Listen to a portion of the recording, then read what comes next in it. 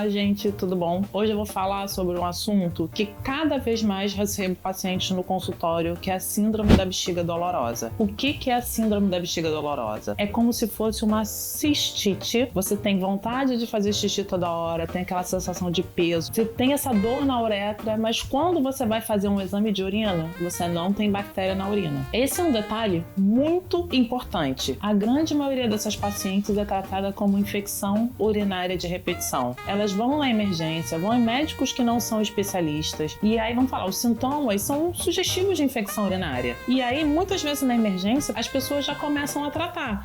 É sintoma de infecção, toma aqui esse antibiótico, vai pra casa, toma, às vezes melhora, em pouco tempo depois ela volta a ter sintomas e muitas vezes não melhora, ameniza um pouquinho e depois volta tudo de novo. E aí, o que a gente faz? A síndrome da bexiga dolorosa é uma doença de exclusão. A gente ainda não entende direito. O que a gente sabe? Que o tipo de receptor dentro da bexiga que serve para entender que essa bexiga está distendendo, está cheia, está com vontade de fazer xixi, que é um receptor de estiramento, troca por um receptor de dor. Você percebe o enchimento da bexiga como se fosse dor. Por isso você tem vontade de fazer xixi toda hora. Porque toda vez que chega xixi na sua bexiga, você sente como um desconforto, dor, peso. E se você tenta segurar, essa dor vai aumentando cada vez mais, porque você vai recrutando cada vez mais receptores. E por que acontece essa troca? A gente não sabe ainda entender. A gente tem algumas teorias. Teorias da musculatura miofacial, por isso que um dos tratamentos mais importantes é a fisioterapia pélvica, mas não é a fisioterapia pélvica para força, para contração. Na verdade, é para relaxamento. E não adianta você fazer os exercícios sozinho sem orientação de uma fisioterapeuta especializada. Alguém que saiba trabalhar com dor. No exame físico você vai sentir pontos de gatilho, áreas muito mais endurecidas, modulações na musculatura, igual você tem nas costas. Então, você sente isso na musculatura do assoalho pélvico. Outra teoria são infecções de repetição que trocam esses receptores. Realmente, antes você tinha uma bactéria e agora você não tem mais essa bactéria e qualquer coisa você já gera sintomas. E a gente tem alterações também neurológicas. A gente tem que excluir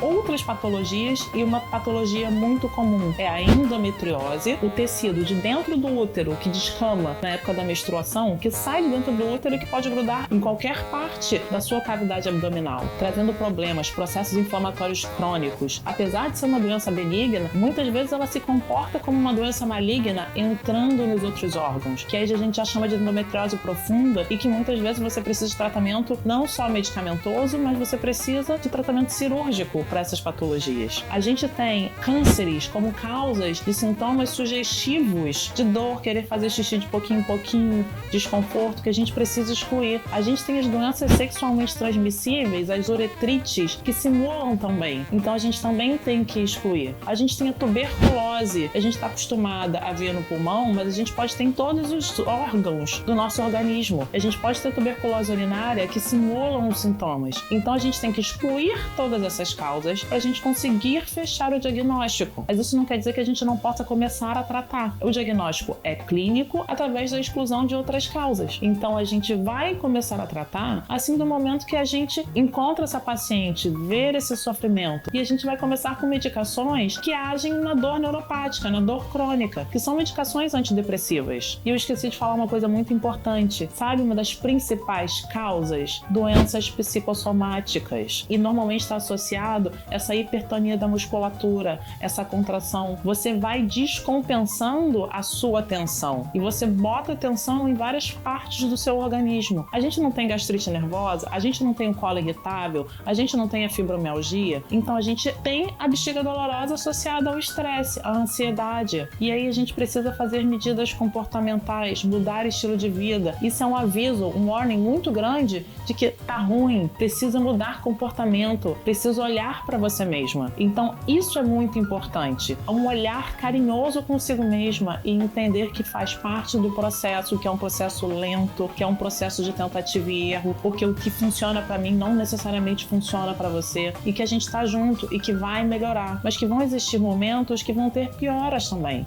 Doutora, eu vou viver assim para sempre? Não, você não vai viver assim para sempre. Você vai ter qualidade de vida, mas você vai ter que ter algumas mudanças comportamentais. A gente tem alimentos que são associados à piora dos sintomas: cafeína, álcool, alimentos condimentados, fermentados, ácidos. O que talvez seja para você não é para mim. E a gente vai tentar tirar esses alimentos e ver como cada pessoa funciona. Excesso de carboidrato fino, pró-inflamatório. A gente entende hoje que o intestino é o segundo cérebro e a bexiga é o terceiro cérebro do organismo. Então a disbiose também interfere bastante. O nosso assoalho pélvico, a nossa musculatura, a pelve feminina, arcabouço ósseo, musculatura, ligamentos e fáscias que saem dessa musculatura, com órgãos muito importantes apoiados ali no canal vaginal, em toda essa musculatura do assoalho pélvico, com funções importantes, urinárias, evacuatórias, sexuais e reprodutivas. A gente tem sistemas muito importantes que estão todos ali apoiados numa musculatura onde a gente não sabe contrair e relaxar. Espero que esse vídeo sirva para você que tem dúvida se você tem infecção urinária de repetição, se você nunca ouviu falar em bexiga dolorosa, te dê um start que talvez não seja infecção urinária de repetição, que talvez seja algo mais e que você precise de ajuda. Se você já teve um possível diagnóstico de bexiga dolorosa, se já ouviu falar alguma vez, um nome muito comum e antigo que a gente falava era de cistite intersticial, que entra numa das causas de bexiga dolorosa e que as duas fazem parte da dor pélvica crônica, tem tratamento, tem qualidade de vida, mas que terão períodos de melhora e de piora. Talvez a gente precise começar a medicação oral, fisioterapia, comportamental e, mais importante, precisa mudar estilo de vida. É o seu organismo pedindo ajuda. Tenha uma autorresponsabilidade, um autocuidado, um autorrespeito com o seu corpinho,